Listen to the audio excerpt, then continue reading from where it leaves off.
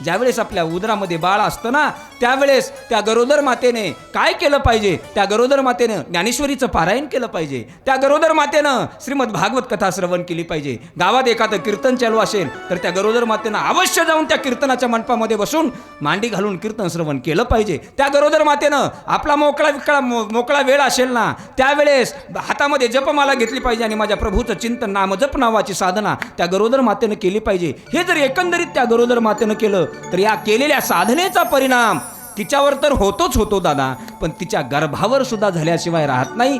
जन्माला येणारी संतती नक्कीच सात्विक वृत्तीची जन्माला आल्याशिवाय राहत नाही. याला गर्भाधान संस्कार म्हणतात. आजकालची ही सगळी जी पिढी बिघडलेली दिसते ना आपल्याला, त्या पिढीचा अजिबात दोष नाही आहे. सगळा दोष कोणाचा असेल तर त्यांच्या आई वडिलांचा दोष आहे. जबाबदारीनं बोलतो मी, जबाबदारीनं. त्या किनवट तालुक्यामध्ये सावरी नावाचं गाव आहे, त्या सावरीला आम्ही कीर्तनाला गेलो बघा. आणि त्या सावरीला कीर्तनाला गेल्यानंतर कीर्तनाच्या अगोदर आम्ही ज्यांच्या घरी व्यवस्था केली होती त्यांच्या घरी गेलो, हातपाय धुले, फ्रेश झालो. त्यांच्या घरी छोटंसं बाळ होतं. छोटंसं म्हणजे जास्त मोठं नव्हतं, 3-4 वर्षाचं बाळ होतं. त्या बाळाकडे माझी नजर केली. त्या बाळाच्या हातामध्ये टीव्हीचा रिमोट होता. टीव्हीचा रिमोट ऐका, लक्ष देऊन ऐका, टीव्हीचा रिमोट होता. त्या घरच्या सौभाग्यवती स्त्रीनं आम्हाला चहा केला, चहा पिला आम्ही. चहा केल्यानंतर कीर्तन झाल्यानंतर आम्हाला जेवायचं होतं. तोपर्यंत कीर्तनाचं भजन चालू झालं. कीर्तनाला फेटा बांधताना मी त्या लेकराकडे अण्णा नजर टाकली तरी त्याच्या हातातला काही रिमोट सुटलेला नव्हता. आम्ही गेलो कीर्तनाला. 8 ते 10 कीर्तनाची वेळ होती. 8 ते 10 कीर्तन केलं. 8 ते 10 कीर्तन केल्यानंतर पुन्हा आमची जेवणाची व्यवस्था त्याच घरी केल्यामुळं त्या घरी यावं लागलं. आणि त्या घरी आम्ही परत आलो तर ते 10 वाजता लेकरू झोपलेलं होतं, झोपलेलं. ज्यावेळेस आम्ही जेवायला बसलो, जेवता जेवता त्या लेकराकडे माझी नजर केली तरी त्या लेकराच्या हातातला रिमोट काही निघाला नव्हता. त्यांना अशी मूठ धरली होती आणि त्या मुठीमध्येच टीव्हीचा रिमोट होता. आता जेवण करेपर्यंत मी शांत बसलो.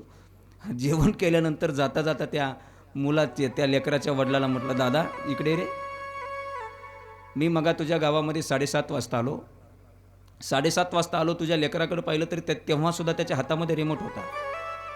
मी ज्यावेळेस कीर्तनाला फेटा बांधून मंडपाकडे जाऊ लागलो त्यावेळेस सुद्धा तुझ्या लेकराकडे पाहिलं तर त्याच्या हातातला काही रिमोट निघालेला नव्हता. मी जाऊन 2 तास कीर्तन केलं. 2 तास कीर्तन केल्यानंतर इथं परत जेवणासाठी आलो. हे लेकरू झोपलेल्या अवस्थेत आहे, त्याच्या हातामध्ये असं मूठ मारलेली आणि त्या मुठीमध्ये रिमोटच आहे. ते रिमोट काही सोडायला तयार नाही. त्या लेकराच्या वडिलांना इतकं सुंदर उत्तर दिलं भक्ता, इतकं सुंदर उत्तर दिलं. ते म्हणला, महाराज त्याचा अजिबात दोष नाही. हे पोटात असताना ह्याच्या माईनं 24 तास मालिका टीव्हीच्या बघितलेल्या आहेत, त्याचा परिणाम त्या गर्भावर झालेला आहे. अरे गरोदर असताना आपण काय करावं याचं सुद्धा ज्ञान आपल्याला पाहिजे बुवा. सुखदेव भगवंताचा गर्व असा उच्च कोटीची ज्ञानाची भाषा स्वतःच्या वडिलांना करतोय. येणार नाही बाहेर. वडिलांना सुद्धा म्हणतात, तुम्ही कोण आहेत? तर ते म्हणतात, अरे तुझा बाप आहे मी, तुझे वडील आहे, तुझा पिता आहे, मी सांगतोय बाहेर आहे. सुखदेव म्हणतात, नाही येणार बाहेर. मग आता आपलं सुद्धा मुलगा ऐकत नाही. मग व्यासांनी देवाला बोलवलं. देवाला बोलवल्यानंतर साक्षात जगाचा कर्तुम अकर्तुम अन्यथा कर्तुम शक्तिधीश भगवान परमात्मा व्यास पत्नी जवळ आले आणि त्या गर्भाला म्हणतात, ए गर्भा ये ना बाहेर. सुखदेवजी गर्भातून म्हणतात, कोण आहेत तुम्ही? देव म्हणतो, अरे जगाचा करता धरता करविता मी साक्षात भगवान परमात्मा आलोय, ये बाहेर. ते म्हटलं, नाही नाही येणार. देव असताल तुम्ही असताल. नाही नाही येणार भर मी काय येणार नाही. देवाला गर्व म्हणतो, मी जर बाहेर आलो तर मला भीती फक्त एका गोष्टीची आहे, ती म्हणजे माया. कारण ही माया चांगल्या चांगल्याला कशी नाचवायचं आणि कसं नाचवती हे मला माहीत आहे. या जगतावर, संपूर्ण जगतावर या मायेचा पकडा आहे, मायेची सत्ता आहे. आणि तिच्या अधीन जे जे जीव गेले त्यांची गती काय झाली माझ्या डोगड्या डोळ्यानं मी पाहिलेलं आहे. या मायेच्या भीतीमुळं मी माझ्या आईच्या उदराच्या बाहेर यायला तयार नाही. देव म्हणतात, अरे गर्भा त्या मायेची काळजी करू नको, कारण ती जी माया आहे ती मी तयार केलेली आहे. मी जसं नाच म्हणेल तसं ती माया नाचते. मी ज्याला नाचव म्हणतो त्यालाच ती माया नाचवते. गीतेमध्ये फार सुंदर प्रसंग आलेला आहे. भगवान स्वतः श्रीकृष्ण अर्जुनाला सांगतात, ही माया ही माझ्यापासून तयार झालेली आहे. दैवी हेश्या गुणमयी. मम माया दुरत्यया. ही मी तयार केलेली माया आहे. त्या मायेची सत्ता तुझ्यावर चालणार नाही. गर्भ म्हणतो वचन द्या देवा वचन. वचन द्या म्हटल्याबरोबर देव त्या सुखदेवांना वचन देतात. आणि ज्यावेळेस देवाकडून शुकाचार्यांनी वचन घेतलं तेव्हा सुखदेव गर्भाच्या बाहेर आले. आणि बाहेर आल्यानंतर ब्राह्मणाचे पोर एका खेळाशी भ्याले. ब्राह्मणाचे पोर एका खेळाशी झाले. 12 वर्ष लपाले रे. 12 वर्ष लपाले रे. कापत कापत बाहेर आले. कापत कापत बाहेर आले. नागवेची पळून गेले रे. नागवेची पळून गेले रे. ते नागवेची पळून गेले रे. नागवेची पळून गेले रे. हे ऐक खेळिया तुझ सांगितले ते जाणून खेळ खेळे रे. ऐक खेळिया तुझ सांगितले ऐसे जाणून खेळ खेळे रे. ऐक खेळिया तुझ सांगितले ऐक जाणून खेळ खेळे रे. ऐक खेळिया तुझ सांगितले ऐक जाणून खेळ खेळे. सुखदेवजी महाराज जसे बाहेर आले तसे काय झालं, ब्राह्मणाचे पोर एका खेळाशी भ्याले. ब्राह्मणाचे पोर म्हणजे व्यास महाराज, त्यांचे पिताश्री. आणि पिताश्री व्यास महाराज म्हणजे ते ब्राह्मण कुळात जन्माला आले होते. म्हणून ब्राह्मणाचे पोर एका खेळाशी भ्याले. कोणता खेळ? हा संसार रूपी मायेचा खेळ. यालाच घेऊन ते 12 वर्ष गर्भात राहिले. ते 12 वर्ष लपाले रे. देवानं वचन देऊन सुद्धा निड्डर अवस्थेमध्ये बाहेर आले नाहीत साहेब. ते कसे आले बाहेर? कापत कापत बाहेर आले. ते नागवेची पळून गेले रे. ऐक खेळिया तुझला सांगतो जाणून खेळ खेळे रे. घाबरत घाबरत भीत बाहेर आले. आणि जसे बाहेर आले तसेच जंगलाच्या दिशेने पळायला लागले. जसे पळायला लागले सुखदेव भगवान पुढं पळतात. त्यांचे पिता श्री व्यास महाराज पाठीमागं जातात. आता बघा, पाठीमागं पळत असताना मुलगा पुढं पळतोय, बाप मागं पळतोय, मुलगा पुढं पळतोय, बाप मागं पळतोय. आता त्या पोराला आवाज द्यायचा म्हटलं तर काहीतरी नाव असावं लागेल ना. अरे आपल्याला जर एखाद्या धर्मापुरीच्या बाजारामध्ये एखादी अनोळखी व्यक्ती भेटली आणि अनोळखी व्यक्ती तुम्हाला कुठंतरी पाहिल्यासारखं वाटत असेल, पाहिल्यासारखी दिसली असेल आणि त्या व्यक्तीला बोलण्याची भावना तुमच्या अंतःकरणामध्ये प्रगट झाली असेल तर त्यावेळेस तुम्ही त्याला जवळ बोलवण्यासाठी असा आवाज देतात. तुम्हाला परिचय नाही पण त्याला तुम्हाला बोलायचंय. काय म्हणता तुम्ही? ए असंच म्हणतात ना. मग व्यास महाराज सुद्धा आता पोराला तर नावच ठेवलं नाही, आता बोलायचं काय म्हणून ए सुख म्हणल्यामुळं त्यांचं नाव सुखदेव भगवान पडलं. सुखदेव भगवान की, श्रीमद भागवत महापुराण की, गोपाल कृष्ण भगवान की, राधे.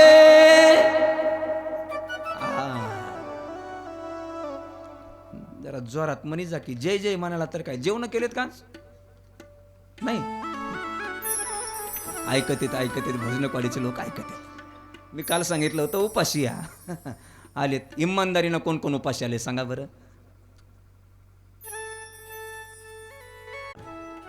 बाकी मला माहित आहे 2-2 भाकरी खाऊनच आले ते राहणार नाहीत उपाशी. पुढं पळायला लागले सुखदेव महाराज, पाठीमागे व्यास महाराज पळतात.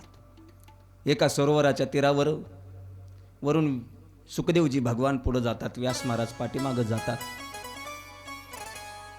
12 वर्षाचे सुखदेव भगवंताचं वय आहे. 12 वर्ष म्हणजे तारुण्य अवस्था आहे. आणि त्याच सरोवरामध्ये त्याच गावातल्या तरुण स्त्रिया निर्वस्त्र होऊन स्नान करत होत्या. पण सुखदेवजी भगवान त्यांच्या जवळून गेले पण त्यांनी अंगावर वस्त्र घेतलं नाही. आणि व्यासांचं वय जवळपास वयोवृद्ध व्यास महाराज होते. व्यास महाराज त्या ठिकाणी आले की त्यांनी त्या स्त्रियांनी लगेच आपल्या अंगावर वस्त्र परिधान केली. व्यासांना सुद्धा अपमान झाल्यासारखा वाटला. व्यास महाराजांना राहवलं नाही. त्या तरुण स्त्रियांना व्यास महाराज म्हणतात, अगं मुलींनो, आता माझा 12 वर्षाचा तरणा बांड पोरगा तुमच्यापासून जवळून आताच गेलाय. त्याच्या अंगावर वस्त्र नव्हतं, नागडी अवस्था होती. त्याला पाहून तुम्ही अंगावर वस्त्र घेतलं नाही. अगं मी तर जक्कण म्हातारा आहे. मला पाहिलं की तुम्ही कशी काय अंगावर वस्त्र घेतली. त्या तरुण स्त्रियांनी इतकांना सुंदर उत्तर दिलं. त्या सुखदेव भगवंताची तुमचा जरी मुलगा असेल आणि 12 वर्षाचा तरुण अवस्थेतला मुलगा असेल पण त्याच्या अंतःकरणाला स्त्री पुरुष नावाचा भेद आतापर्यंत चिटकलेला नाही. स्त्री काय पुरुष काय हा भावच त्याच्या अंतकरणाला शिवलेला नाही. तुम्ही जरी म्हाताऱ्या अवस्थेतले वृद्ध अवस्थेतले असताल ना, स्त्री पुरुषातला भेद तुमच्या अंतकरणामध्ये स्थित आहे, म्हणून आम्हाला आमची लाज झाकावी लागली. ज्या ज्या वेळेस व्यास महाराजांनी सुखदेवांना आवाज द्यावा त्या त्यावेळेस पशुपक्ष्यांनी होकार द्यावा, झाडांनी होकार द्यावा, अरे पाषाणाला सुद्धा होकार द्यावा, इतकी अवस्था माझ्या सुखदेव भगवंताची जगतामध्ये विस्तारित झालेली होती. कारण सगळं तत्व माझ्या भगवंताला मान्य करणारी अवस्था म्हणजे सुखदेवजींची होती. असं सुखदेवजींचं सुंदर असं चरित्र, त्यांचा अवतार म्हणजे जगाच्या उपकारासाठी या भूतलावर झालेला अवतार म्हणजे माझ्या भगवान सुखदेवाचा अवतार आहे. त्यांची अवस्था म्हणजे ज्ञानोबा जसं ज्ञानेश्वरीमध्ये सांगतात ना, हे विश्वाची माझे घर आईशी मती जयाची स्थिर, किंबहुना चराचर आपण झाला. या विश्वामध्ये हे विश्वच माझं घर आहे, हे विश्वच माझं कुटुंब आहे, अशी अवस्था माझ्या सुखदेवजींची होती. आता हे एवढे व्यापक अंतकरण असल्याने व्यासांनी हाक दिल्यावर झाडांनी होकार द्यावा, अशी अवस्था माझ्या सुखदेवजींची झालेली होती. अशा सुखदेवजींना ग्रंथ प्रारंभ कथा प्रारंभेच्या वेळी श्लोकाद्वारे नमस्कार करतात. पुत्रेति तन्मयतया तरवोभिनेदू स्त्वं सर्वभूतहृदयं मुनिमानतोस्मि. देवाला नमस्कार केला, गुरु म्हणून सुखदेवांना नमस्कार केला. आता थोडंसं आपण सर्वांनी ज्यांना ज्यांना देवानं माझ्या भगवंतानं फार मोठ्या कृपेनं हात दिलेले आहेत, चांगले हात, चांगले निड्डर हात दिलेले आहेत ना, निड्डर 2-2 हात दिलेत देवानं. किती हात दिलेत? 2-2च दिलेत ना, का एक दिलाय तुम्हाला? 2-2 हात दिलेत, 2-2 हात, 2-2 हात दिलेत. चांगलं मुख दिले देवानं बुवा तुम्हाला मला. अरे तुमच्या आमच्यावर देवाची कृपा इतकी आहे. बरेच लोक कालपर्यंत चांगले होते, सकाळी अचानक पहाटेच्या वेळेला बाहेर दिसायला निघाले आणि त्यांना लगेच पॅरालिसचा झटका आला. त्यांना 2 हातानं टाळी वाजून भजन करण्याची तीव्र इच्छा होती, पण आज भजन करू शकत नाहीत. बघा, जोपर्यंत चांगले हात आहेत ना तोपर्यंत दोन्ही हातानं टाळी वाजून भजन केलं पाहिजे. जोपर्यंत आपल्याला चांगलं चांगलं बोलता येतं ना, दुसरं काहीतरी बोलत बसण्यापेक्षा, अवांतर काहीतरी आपल्या वाणीनं चर्चा करण्यापेक्षा देवाचं कथेमध्ये कीर्तनामध्ये जेव्हा जेव्हा नामचिंतन होतं ना तेव्हा तेव्हा या मुखानं देवाचं नामचिंतन, देवाचं भजन केलं पाहिजे. सुखदेवजी महाराजांचं चरित्र झाल्यानंतर आता ही श्रीमद भागवत महापुराण सुरुवातीला कुठे झाली? नैमिष्य सुतमाशीन नमाभिवाद्य महामतिं कथामृत रसास्वाद कुशलः सौनको ब्रवीत. पद्मपुराणा अंतर्गत श्रीमद भागवत महात्म्य ज्या कथेमध्ये आलेला आहे, ही सुरुवातीला कथा नैमिषारण्यामध्ये सूत मुनींनी सौनकांना सांगितलेली आहे. ही कथा कशी आहे? चिंतामणी आहे, चिंतामणी. 7 दिवस अनुष्ठानपूर्वक श्रद्धेनं भावनेनं जो कोणी कथा ऐकेल त्याच्या जीवनामध्ये चिंतामणी प्राप्त झाल्यानंतर जी अवस्था होते ती अवस्था 7 दिवस श्रीमद भागवत कथा ऐकल्यानंतर होते. चिंतामणी हा खडा असतो बघा, खडा. आणि चिंतामणी खडा काय करतो तर दुसरं काहीच करत नाही. चिंतामणी खडा एकच करतोय, चिंतामणी खडा एकच करतो. तो खडा एकच काम करतो. माणसाची जी प्रत्येकाची जी चिंता आहे, जी इच्छा आहे ती पूर्ण करण्याची ताकद चिंतामणी खड्यात आहे. याला दुसरं विशेषण दिलं. भागवत ग्रंथ हा कामधेनू आहे, कामधेनू. कामधेनू गाय काय करत असते? ज्याच्याकडे कामधेनू नावाची गाय आहे त्याच्या संसारामध्ये गृहस्थ जीवनामध्ये कसल्याच गोष्टीची कमतरता नसते. जी इच्छा केली ती प्राप्त करून ती कामधेनू देत असते. भागवत कथा ग्रंथ म्हणजे कामधेनूचं विशेषण संतांनी दिलेलं आहे. आणखी एक विशेषण दिलेलं आहे. श्रीमद भागवत पुराण ग्रंथ म्हणजे कल्पतरू आहे. कल्पतरू नावाचं झाड असताना त्या झाडाखाली जर आपण जाऊन बसलो ना दादा, त्या झाडाच्या सावलीला बसला आणि झाडाच्या सावलीला बसल्यानंतर आपल्या जर मनामध्ये इच्छा झाली एखाद्या गोष्टी प्राप्त व्हावी म्हणून, तर ती प्राप्त करून देण्याचं सामर्थ्य त्या कल्पतरू वृक्षामध्ये आहे. तसं कथा ऐकल्यानंतर पहिल्या दिवशी बसल्यानंतर तुमची इच्छा श्रीमद भागवत महापुराणाला बोलून दाखवायची, अंतकरणातून आपल्या आपल्या संकल्प करायचा. कथा सांगतेच्या दिवशी परत ग्रंथाचं दर्शन घ्यायचं, परत आपली इच्छा त्या ग्रंथाला सांगायची. मग ती इच्छा पूर्ण करण्याचं सामर्थ्य या ग्रंथात आहे. इतकं महात्म्य या ग्रंथाचं आहे. अनेक अनेक विशेषण या ग्रंथाला महापुराणाला साधू संतांनी शास्त्रकारांनी दिलेले आहे. एवढंच नाही, या ग्रंथाचा महिमा आहे स्वरूपगत महिमा, शक्तिगत महिमा. दोन प्रकारचा महिमा श्रीमद भागवत महापुराण कथेचा आहे. याच्याही पेक्षा कल्पतरूचं विशेषण देताना सुंदर श्लोक भागवतामध्ये आलेला आहे. निगम कल्पोरगलितम फलम. कल्पतरूचं वृक्ष म्हणजे श्रीमद भागवत महापुराण ग्रंथ आहे. त्या वृक्षावर एक पोपट येऊन बसला. तो पोपट म्हणजे दुसरा तिसरा कोणी नाही, साक्षात सुखदेव भगवान या झाडावर येऊन बसले. त्या झाडाला फळ सुद्धा आहे आणि त्या फळाला सुखदेवची, या सुखदेव नावाच्या पोपटाची चोंच त्या फळाला लागलेली आहे. आणि ते फळ कसं आहे तर रसभरीत फळ आहे. तुमच्या जीवनामध्ये आनंद प्रदान करणारं फळ आहे, तुमच्या जीवनामध्ये सुख प्रदान करणारं फळ आहे. निगम कल्पोरगलितम फलम सुखमुखादम द्रव्य संयुतम पिबत भागवतम रसमालयम मुहुर्हुर रसिका भुवि भावुका. असा सुंदर असा श्रीमद भागवत ग्रंथाचं महात्म्य आहे. आता काय झालं, पहिल्यांदा सौनक नावाचे 88,000 ऋषी होते आणि सौनक नावाचे 88,000 ऋषी होते. त्यांनी आपल्या मनात संकल्प केला की आपल्याला भगवंताची कथा ऐकायची, कृष्ण कन्हैयाची कथा ऐकायची, कृष्ण कन्हैयाच्या लाडक्या लाडक्या भक्तांची कथा ऐकायची. पण त्यांनी काय केलं, संकल्प केला आणि चांगला संकल्प केल्यानंतर तो पूर्ण करण्याची जबाबदारी देव स्वतः घेत असतो. सत्य संकल्पाचा दाता नारायण.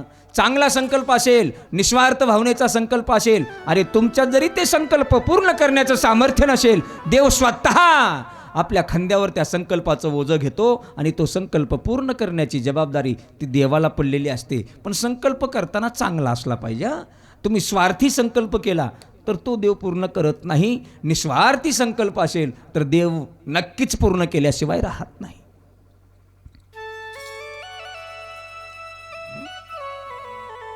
पहिल्यांदा सूत मुनींनी सौनकांना ही कथा सांगितली आणि ती कथा सांगत असताना नंतर हीच कथा ब्रह्मदेवांनी नारदांना सुद्धा सांगितली.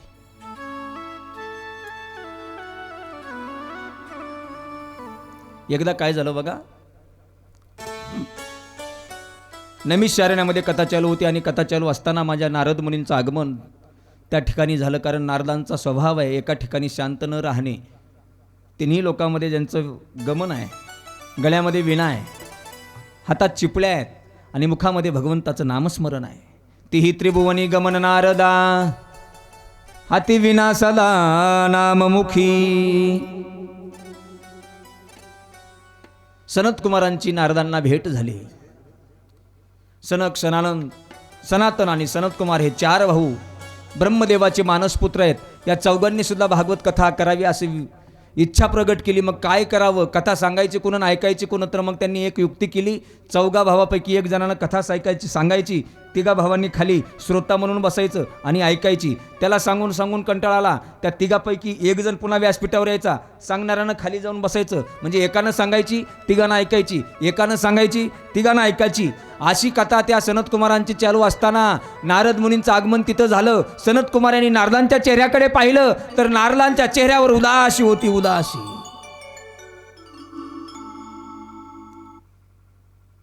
नारदांच्या चेहऱ्याकडे पाहिल्यानंतर सनत कुमार म्हणतात, मुनी तुम्ही तर देवाचे लाडके भक्त आहात. मुनी सतत तुमच्या मुखामध्ये देवाचं चिंतन आहे, गळ्यामध्ये श्रुतीनाम विणा आहे, हातामध्ये चिपळ्या, सतत मुखात देवाचं चिंतन भजन आहे. आणि इतक्या देवाचं भजन करणाऱ्या साधकाला चिंता कशाची न उदासी कशाची? अरे तुमच्या अंतकरणामध्ये काय चालय ते चेहरा सांगत असतो. चेहरा. नारद मुरली म्हणले नाही, सनत कुमार म्हणतात तुमचा चेहरा सांगतोय आम्हाला, तुमच्या अंतकरणात उदासी आहे. अंतकरणामध्ये जर विचाराचं काहूर दाटलं असेल तर तो चेहऱ्यावर उमटल्याशिवाय राहत नाही. माणसं अंतकरणातलं दुःख कधी कधी चेहऱ्यावर आल्यानंतर लपवायचा प्रयत्न करतात, पण ते लपवल्या जात नाही. तुकोबरायांचं सुंदर प्रमाण आहे. तुका म्हणे मेघ नाचवी मयुरे लपविता खरे येत नाही. अंतकरणामध्ये काय विचार आहे त्या विचाराची छटा चेहऱ्यावर उमटल्याशिवाय राहत नाही. सनत कुमारांनी ओळखलं, नारदजी काहीतरी तुमच्या अंतकरणामध्ये विचार चालू आहे. नारदजी म्हटले, हो विचार आहे. मी फिरत होतो, फिरता फिरता बरचसं काही माझ्या नजरेला दिसलं. भगवान कृष्ण निजधामाला गेले आणि निजधामाला गेल्यानंतर कलीनं प्रवेश या जगतावर केला आणि कलीचा प्रभाव या जगावर पडल्यामुळे कलीमुळे माणसं त्रस्त व्हायला लागली. काही पण व्हायला लागलं. ऐका कलीचे महिमान, असत्याशी रिझले जन, पापा देती अनुमोदन, करीती हेळन संताचे. कलीचा महिमा असा झाला, पापाला अनुमोदन, पुण्यात्मक कर्म करणाऱ्यांना विरोध आणि पाप कर्म करायला लोकांचा सपोर्ट. हे असं कलियुगात होणार आहे. माणसं खरं कमी बोलणार आहेत, खोटे बोलणाऱ्यांचा सुळसुळाट या जगतामध्ये जास्त होणार आहे. पण खोटं कधी बोलत जाऊ नये दादा, अजिबात खोटं कधी बोलत जाऊ नये. अरे शेवटी विजय हा सत्याचाच असतो, सत्याचा. वेळ लागेल, संयम ठेवा, धीर धरा. एक दिवस विजय सत्याचा झाल्याशिवाय राहणार नाही. लोकांना खोटं बोलणाऱ्याला वाटत असेल, अरे आज आमची चलती आहे, आज आमच्याकडे लोक येतात, आमच्याकडे पुढे पुढे लोक करतात, आमचं काही केलं तरी झाकून जातं. पण कदापि तुमचं झाकत नाही. तुमची सीमा आपल्या गावठी भाषेमध्ये सांगायचं झालं तर पायली भरल्यानंतर उलटल्याशिवाय राहत नाही. ती पायली रिचवते रिचवते, हे लक्षात ठेवा. तुमची जरी आज चलती असेल, खोट्याचा बाजार जास्त दिवस चालत नसतो.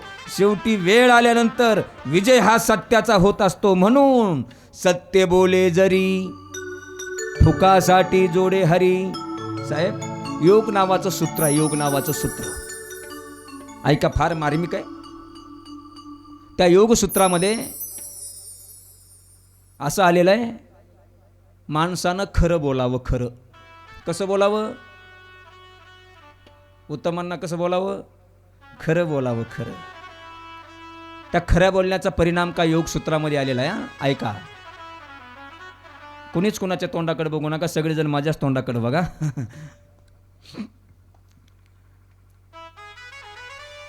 माणूस जर एखादी व्यक्ती सारखं सत्य बोलत राहिली, खरं बोलत राहिली,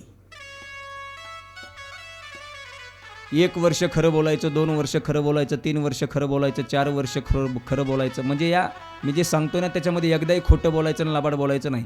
4 वर्ष बोलायचं, 5 वर्ष खरं बोलायचं, 6 वर्ष खरं बोलायचं, 7 वर्ष खरं बोलायचं, 8 वर्ष खरं बोलायचं, 9 वर्ष खरं बोलायचं, 10 वर्ष खरं बोलायचं, 11 वर्ष खरं बोलायचं, लगातार 12 वर्ष खरं बोलायचं. आणि 12 वर्ष एखादी व्यक्ती जर सतत खरं बोलली तर 12 वर्षानंतर काय परिणाम होतो? 12 वर्षाच्या कालावधीनंतर ती व्यक्ती जे बोलल ते खरं झाल्याशिवाय राहत नाही, कारण त्याच्याकडे वाचासिद्धीचं तप येत असतं. म्हणून खरं बोललं पाहिजे बुवा. नारदजी म्हणतात त्या कलियुगामध्ये लोक खरं बोलायला तयार नाहीत. अरे देवाच्या मंदिरात चोऱ्या करायला लोक भिणार नाही. देवाच्या मंदिरात चोरी पाहिली, सज्जनाच्या गळ्यावरती सुरी पाहिली. तुकडोजी महाराजांचं सुंदर गीत आहे. काय काय होणार कलियुगात? साधू संतांमध्ये हाणामारी पाहिली, पतिव्रता सोनी उपाशी राहिली,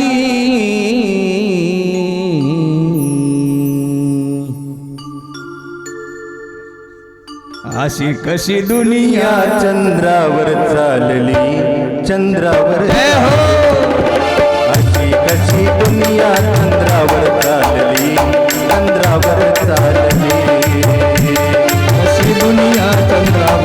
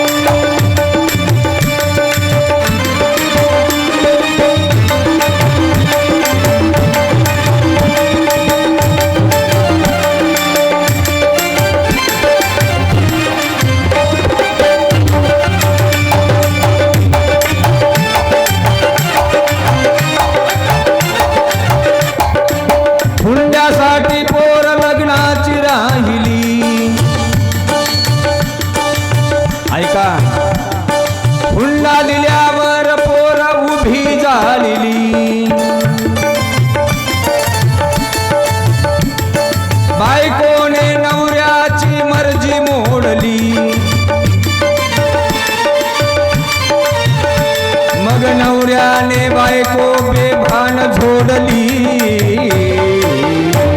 अरे अशी कशी दुनिया चंद्रावर चालली, चंद्रावर चालली. अशी कशी दुनिया चंद्रावर चालली, चंद्रावर चालली.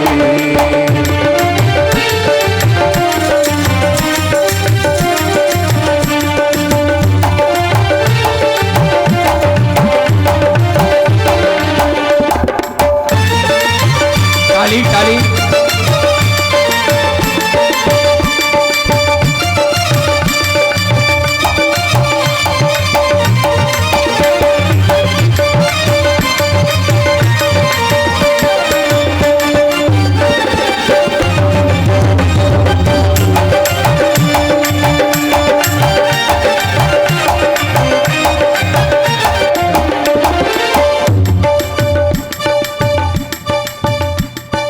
दोन नंबर वाल्याची दिवाळी पाहिली, गरीबाच्या घरामध्ये होळी पाहिली. शिमगा शिमगा फाटकी तुटकी साडी अंगावरती पाहिली. लाज शर्मेने मान खाली घाली माऊली. अरे अशी कशी दुनिया चंद्रावर चालली, चंद्रावर चालली. अशी कशी दुनिया चंद्रावर चालली, चंद्रावर चालली.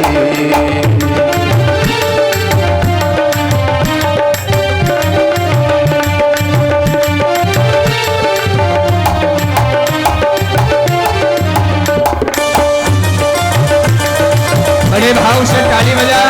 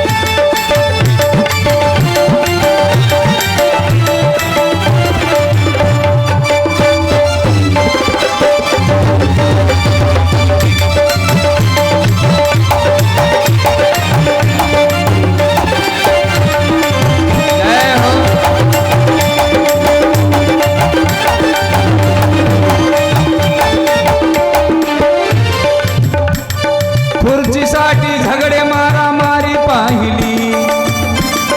ऐका ऐका. अरे सत्तेची खुर्ची मिळवण्याकरता लोक एकमेकाला ठार मारल्याशिवाय राहणार नाहीत. तुकडोजी महाराजांनी अगोदर लिहून ठेवलंय. खुर्चीसाठी झगडे मारामारी पाहिली. लाच लुचपत घेताना लोक पाहिली. आता ऐका महत्वाचं कडवं आहे. गावामध्ये आपसात दोही पाहिली. Partition partition. गावात आपसात दोही पाहिली. हे कलियुगात होणार आहे. गरिबाची गरिबी जागचे जागी राहिली.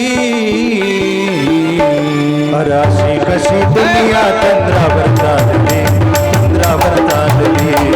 अशी कशी दुनिया चंद्रावर चालली, चंद्रावर चालली.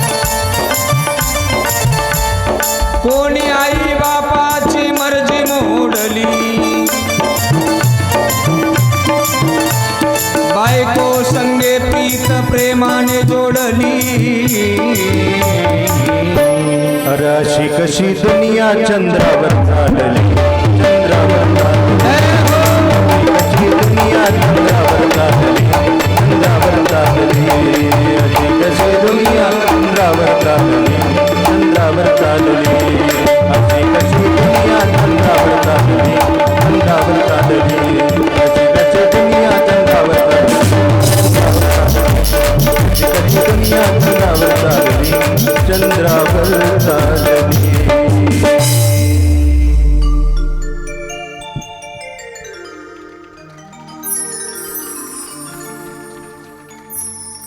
अशी कशी दुनिया चंद्रावर चालली,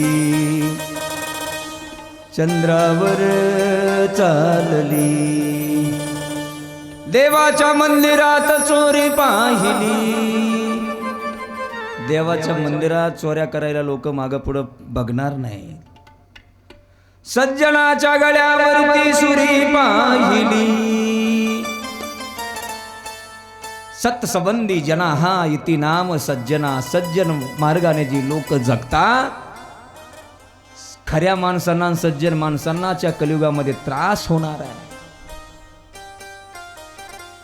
बरं जाऊ द्या, त्याच्या पुढे तुकडोजी महाराज म्हटले, जे जगाला उपदेश करण्यासाठी व्यासपीठावर बसतात आमची सारखी महाराज मंडळी, कमरा बांधून कीर्तन करतात बुवा, यांच्यामध्ये सुद्धा काय होणार आहे.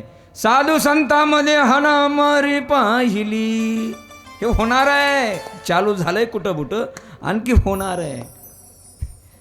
पतिव्रता सोनी उपाशी राहिली. कसं वाटतंय भक्ता, हे कलियुगात होणार.